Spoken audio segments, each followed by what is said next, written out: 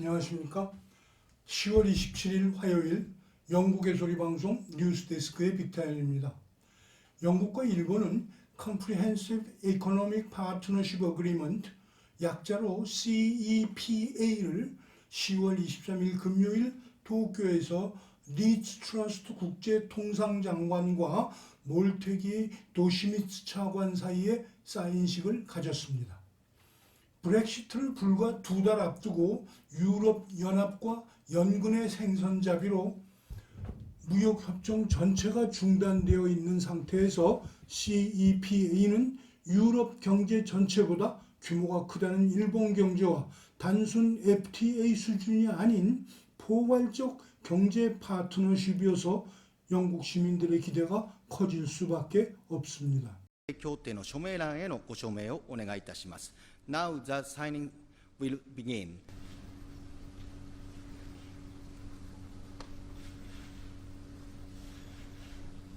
The Secretary, please sign the agreement again.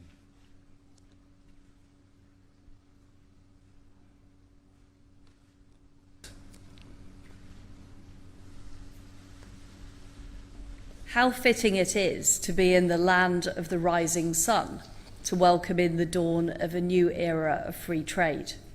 This is the first new free trade deal to be agreed since the UK once again became an independent trading nation. 협정에 따르면 디지털과 데이터 부분, 금융 서비스 부분, 식음료 산업 부분, 그리고 창조적 산업 분야를 총망라하는 무역 협정입니다.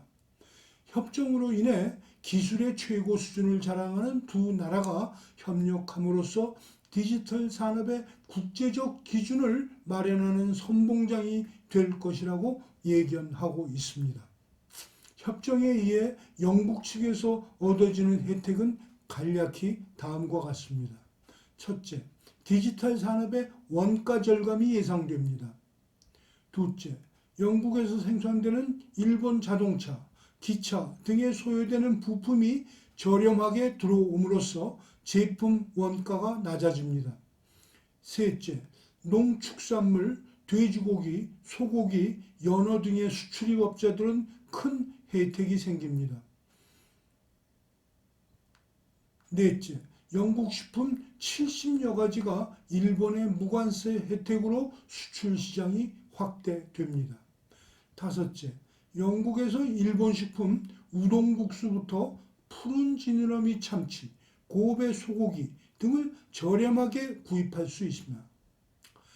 이번 협정으로 영국은 최소 150억 파운드 어치의 교역이 확대될 것으로 예상하며 이런 분위기가 지속적으로 양 국가 간에 형성됨으로써 코비드-19로 침체된 영국 경제의 활력소가 될 것으로 정부는 예상하고 있습니다. 다음은 8개월째 코비드-19를 앓고 있는 중년 부인의 소식입니다. 영국에서 코로나 바이러스에 첫 번째로 감염되었다고 믿어지는 환자가 8개월이 지난 아직까지도 병원에서 고생하고 있는 것으로 알려졌습니다. 에섹스의 콜체스터에 사는 51살의 조안 로저스는 청소부 일을 하던 중 바이러스에 감염되어 금년 1월 병원에 입원하였고 병세가 악화되면서 12일간의 코마 상태를 거쳐 호전되었으나 아직도 완전히 회복된 것은 아닙니다.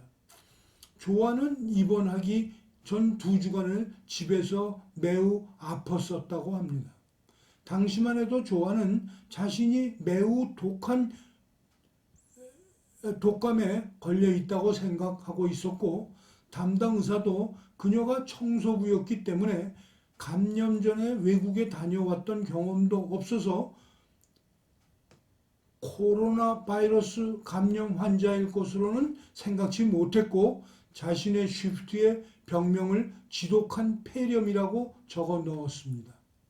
그녀가 코마 상태에 이르게 되자 음압장치를 부착했고 이어서 기관 절개 수술을 하여 산소를 공급하였습니다. 가족들은 지독한 바이러스가 그녀의 면역 시스템을 파괴해버려서 소생하기 어려울 것 같다는 말을 들어야 했습니다. 그러나 조안은 다행스럽게도 17일간의 ICU를 떠나 일반 병상으로 옮길 수 있었습니다.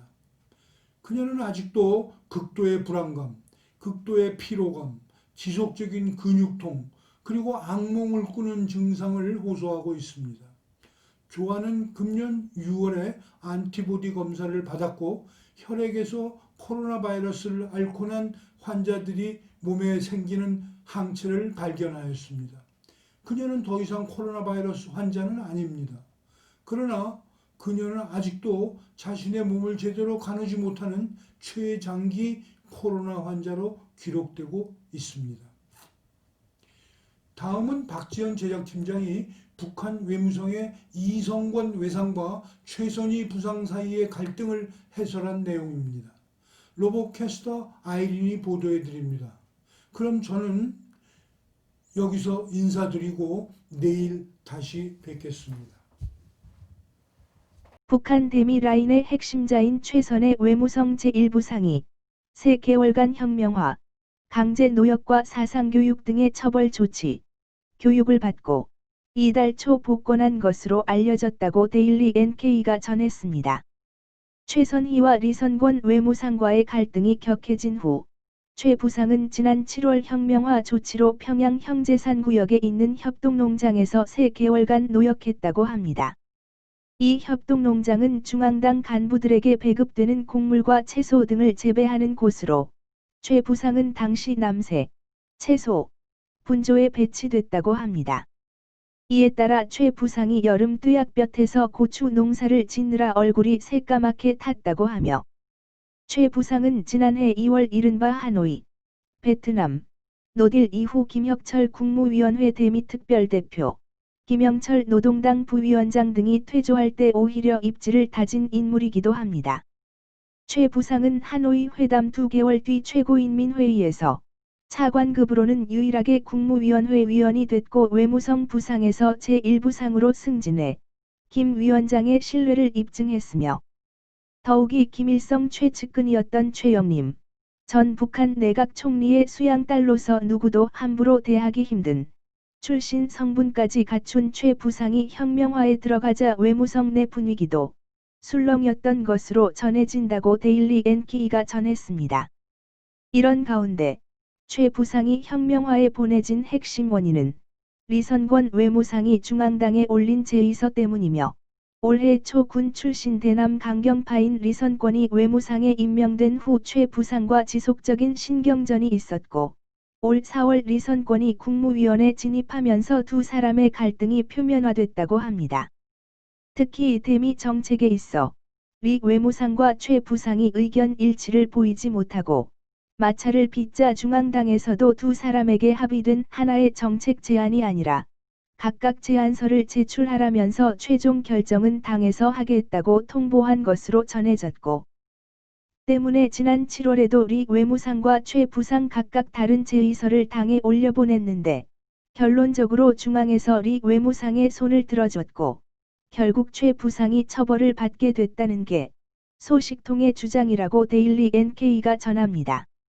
이에 대해 현지에서는 리 외무상의 제의서에는 정책 제안뿐만 아니라 최 부상의 실책으로 국가 위상이 저하됐다는 비난이 담겨 있었다는 주장도 제기되고 있으며 이와 관련 미국 대선 전 북미 협상이 이루어질 가능성이 있다는 추측이 제기된 지난 7월 최 부상은 미국과 마주 앉을 필요가 없다며 대조선 적대시 정책에 집요하게 매여 달리고 있는 미국과 과연 대화나 거래가 성립될 수 있겠냐는 내용의 대미 비난 담화문을 발표했다고 합니다.